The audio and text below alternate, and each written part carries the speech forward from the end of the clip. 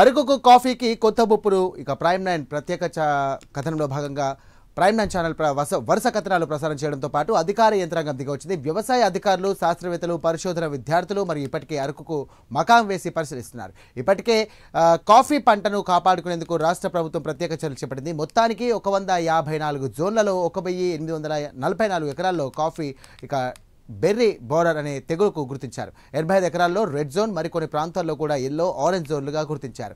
Red జోన్లలో ఇక ఉన్నటువంటి పంటలో కాఫీ కాయలను పూర్తిగా తొలగించారు. నెలాఖరికల్లా కూడా సర్వే పూర్తి చేసి పురుగులను సమూలంగా నిర్మూలిస్తామని ఇక లక్ష్యంతో అధికారులు పనిచేస్తున్నారు.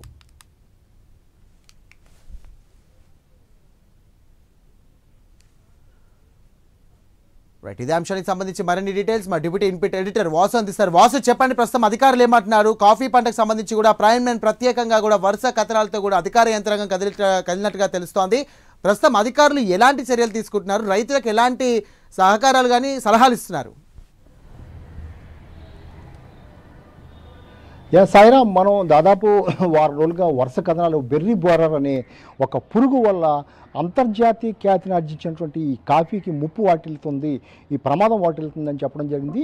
ఎందుకంటే ఈ కాఫీ ద్వారా గిరిజనులకి ఎంతో ఆదాయం సమకూరుతుంది, ప్రభుత్వానికి కూడా ఆదాయం వస్తుంది. దీని ద్వారా దాదాపు 3000 ఎకరాల్లో గిరిజనులు ఈ పంటను పండించుకునే అవకాశం ఉంది.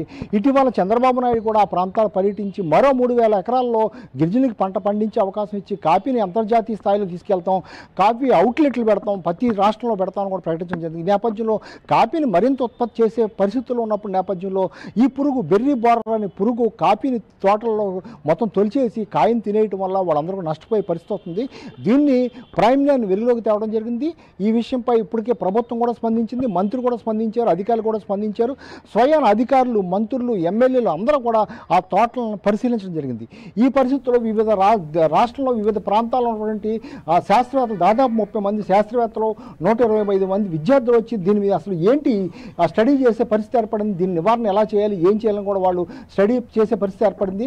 దాదాపు 1800 ఎకరాల్లో మొత్తం కూడా ఇదంతా కూడా మొత్తం తొలిచేసిందని చెప్తున్నారు. ఈ పురుగు అంతా కూడా ఏర్పడిందని చెప్తున్నారు. ఈ పురుగుకు సంబంధించి పురుగుని ఏ విధంగా నిర్మూలించాలి, కాఫీ తోటలు ఏ విధంగా చేయాలని అనేకమైన శాస్త్రవేత్తలు పరిశోధనలు చేస్తున్నారు. కొన్ని రోజులుగా మొత్తం అరకులోనే మకాం వేసి వీళ్ళందరూ కూడా మొత్తం విద్యార్థులు అయితే, శాస్త్రవేత్తలు అయితే వీళ్ళందరూ కూడా చేసే పరిస్థితి కనిపిస్తుంది. ముఖ్యంగా బెంగళూరు నాయుడుపేట నుంచి కానీ, శ్రీకాకుళం వైఎస్ఆర్ చింతపల్లి కానీ, వైఎస్ఆర్ కడప నుంచి కానీ, ఆచార్య రంగా బాపట్ల యూనివర్సిటీ కానీ దాదాపు ఇలాగా 30 మంది శాస్త్రవేత్తలు, అంటే చాలా సీనియర్ శాస్త్రవేత్తలు వీళ్ళందరూ కూడా రావడం జరిగింది.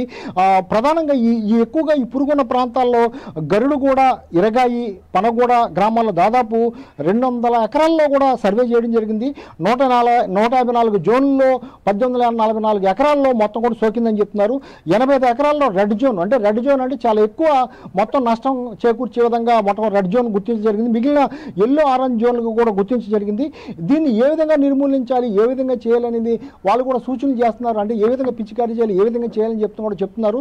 ప్రధానంగా ఇది హైలైట్ చేయడం వల్ల మొత్తం రాష్ట్ర వ్యాప్తంగా కూడా సంచలనం రేకెత్తించింది. ప్రభుత్వం కూడా అప్రమత్తమైంది, మంత్రులు పంపించింది, మా డిఆర్డీఏ అధికారులు అయితే, డోమా అధికారులు అందరూ కూడా అప్రమత్తమయ్యారు. ఇప్పుడు తాజాగా మరింత కొన్ని ఎకరాల్లో ఎక్కువగా పురుగు తొలిచేస్తుందని తెలుసుకునేటువంటి ప్రభుత్వం అయితే మరింత మంది శాస్త్రవేత్తలు పంపించి అసలు ఇది ఎందుకు ఈ విధంగా జరుగుతుంది, ఎలా జరుగుతుంది, దీని నివారణ ఏంటని మొత్తం కూడా దీని మీద కాన్సన్ట్రేషన్ చేయడం జరిగింది. దీని ప్రధాన కారణం ఏంటంటే అరకు కాఫీ అంటే ఎవరికి తెలియదు కాదు, ప్రధానమంత్రి నుంచి కింద స్థాయి వరకు ప్రతి ఒక్కరికి కూడా అరకు కాఫీ రుచి కూడా తెలుసు.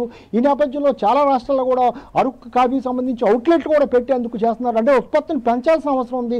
ఈ పరిస్థితుల్లో ఈ పురుగు తొలిచేయడం వల్ల ఉత్పత్తి పడిపోయే ప్రమాదం ఉంది, రాను కూడా ఉత్పత్తి పడిపోయే ప్రమాదం ఉంది.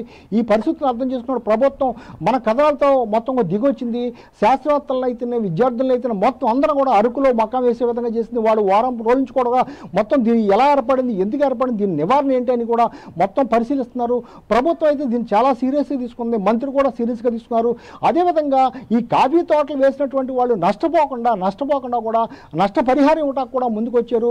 ఎలాగంటే కేజీకి 50 రూపాయలు చొప్పున మొత్తం ఈ పురుగుని మామూలుగా నిర్మూలిస్తే కాదు, ఉడకబెట్టి మళ్ళీ భూమిలో పాతి పెట్టాలి, ఇవన్నీ చేయటానికి కూడా ఎకరానికి 5,000 చొప్పున కూడా ఇచ్చేందుకు కూడా మంత్రాలు జరుగుతున్నాయి. ఇంకా ఎక్కువ అవసరమైతే కూడా రైతులకు సాయం చేస్తామని చెప్తున్నారు. ఈ పరిస్థితుల నేపథ్యంలో ప్రభుత్వం అయితే ఎట్టి పరిస్థితుల్లో కూడా ఈ కాఫీ అంతర్జాతీయ స్థాయిలో పేరు తెచ్చుకున్నటువంటి అరకు కాఫీని మరింత రెట్టింపుగా, మరింత రుచిగా, మరింత నాణ్యత ఇవ్వాలంటే తప్పనిసరిగా ఈ తరహా తెగులు రాకుండా చూసుకోవాలని బాధ్యత ఉంది. అందులో భాగంగానే ప్రభుత్వం అయితే అధికారులు అందరూ అప్రమత్తమయ్యారు. త్వరలోనే దీన్ని నిర్మూలించేందుకు ఈ నెలాఖరులోపు గుర్తించి వచ్చే నెలాఖరులోపు పూర్తి స్థాయిలో మొత్తం కూడా ఈ కాఫీ తోటలో ఉన్నటువంటి ఈ తెగుల్ని బెర్రీ బోరర్స్ తొలగించేందుకైతే చర్యలు తీసుకుంటున్నారు. అదేవిధంగా ఇప్పుడు ప్రస్తుతం ఎక్కడెక్కడైతే ఈ కాఫీ తోటలో ఈ పురుగు ఉందో ఆ పురుగును నివారించడానికి కూడా మందులు కూడా ఇవ్వడం జరిగింది. ఏ విధంగా ఇవ్వాలి మందులు రైతులకు కూడా స్వయంగా ప్రత్యక్షంగా ఆ క్షేత్రస్థాయిలో వాళ్ళందరూ కూడా చూపిస్తున్నారు. దాన్ని నిర్మించడానికి కూడా వాళ్ళకి డెమో ఏర్పాటు చేసి ఏ విధంగా నిర్మించాలో కూడా చూపిస్తున్నారు. ఏదేమైనా ప్రభుత్వం అయితే మన కథనాలతో దిగొచ్చిందని చెప్పొచ్చు. Sairam. Right, thank you Vasu.